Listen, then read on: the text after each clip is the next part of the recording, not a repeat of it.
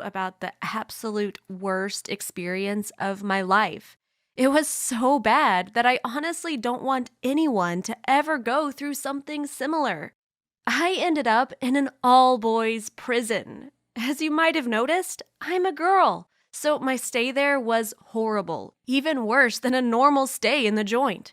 If I had simply understood how terrible life could get for me if I broke the law, I wouldn't have needed to learn this terrible lesson to straighten up my act.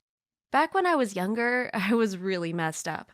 I'm not trying to make excuses for myself, but I was kind of following the example of everyone else in my life.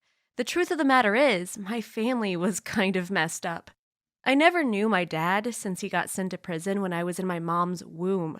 And mom wasn't that good to begin with either. She was always getting in trouble and got sent to jail a few times. It was only short stints, and she'd come back after a few months. During those weeks, I'd stay with my uncle or aunts. You can bet they weren't any better, though. They were just good at not getting caught. My Uncle Lenny sold all kinds of pills, and not the ones you can get at the pharmacy.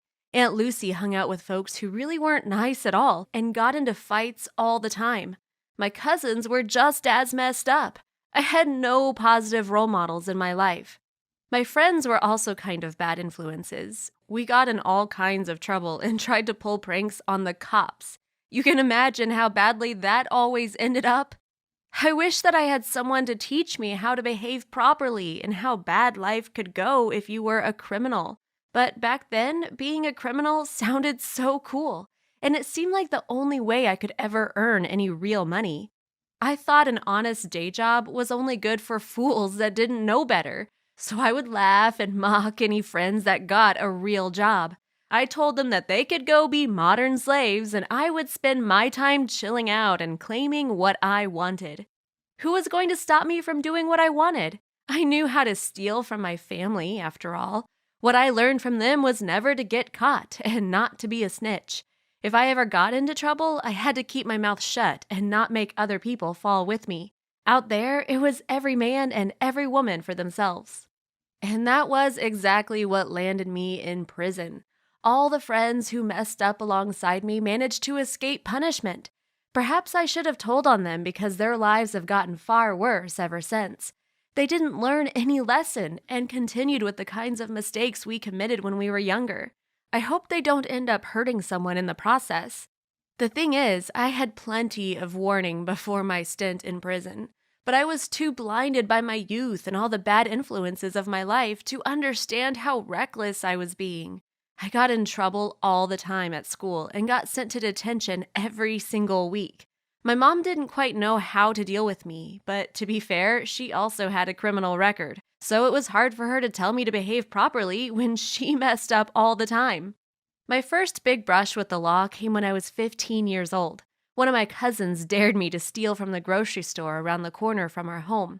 I was so eager to show that I was cool that I agreed. Of course, I got caught, and the owner called the cops. He had a zero tolerance policy when it came to kids stealing in his store. That was the reason why he was so rarely a target of petty theft. I didn't know that and ended up getting in real trouble. Of course, when I was asked if anyone helped me or knew about the robbery, I shook my head no. I thought I was so cool, not snitching on my cousin. I felt like a badass. The judge wasn't impressed and sent me to 5 months in juvie. I thought it would be a walk in the park. It wasn't that easy, sure, but knowing what I know now, well, I wish I had taken advantage of that opportunity, because jail was horrible, and if I had learned my lesson in juvie, I wouldn't have been forced to endure that punishment. One day, back when I was 20, I was hanging out with a few friends. We were kind of bored, and that was never good when it came to us. After all, that was when we got into the most trouble. We thought it was a great idea to go around the neighborhood and checking everyone's front doors. Then we could steal all the packages left behind for them. It was the middle of the day, so there already had been lots of deliveries, but most folks weren't home. It seemed like the most brilliant idea ever. We would be getting lots of things for free, and whatever we didn't want, we could just sell online. That would give us money to buy anything we needed instead. Plus, I would be able to show off to my family and let all my more honest friends see how cool it was to steal instead of working like fools. So we went around the neighborhood and ended the day with my room filled with packages of all sizes and shapes. It was the coolest day ever. Or so we thought until the next morning. I woke up to my mom asking what I had done. I played innocent and told her I hadn't gotten myself into any trouble at all. She asked me why the police were at our front door asking for me. I gulped and walked outside to talk to them. I was so confused. After all, I had stolen all those boxes in the middle of the day and no one had seen us. How did they know it had been me and my friends? They immediately told me I was under arrest. They had proof that I had been one of the perpetrators. There were video recordings. Apparently, several of our neighbors had gotten tired of the crimes going on in the area. They had invested in some cameras, and I was the only one in the group whose face was visible. The prosecutor came to talk to me while I was in custody. She told me that if I told her who else had helped me steal those packages, she would cut me a deal. I now wish I had accepted her offer. Instead, I decided the honorable thing to do was to keep my mouth shut, so my case went to trial. I couldn't believe that I could actually end up in jail over just a few boxes. They didn't even have really cool stuff in them, just a bit of clothing, some videos, and random stuff.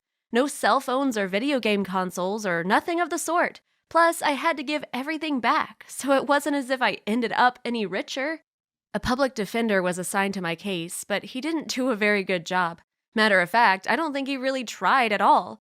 The trial lasted less than a couple of weeks. I had been bailed out by my mom, but I knew my freedom would be short-lived. I talked to my friends, and they asked me if I was going to rat them out.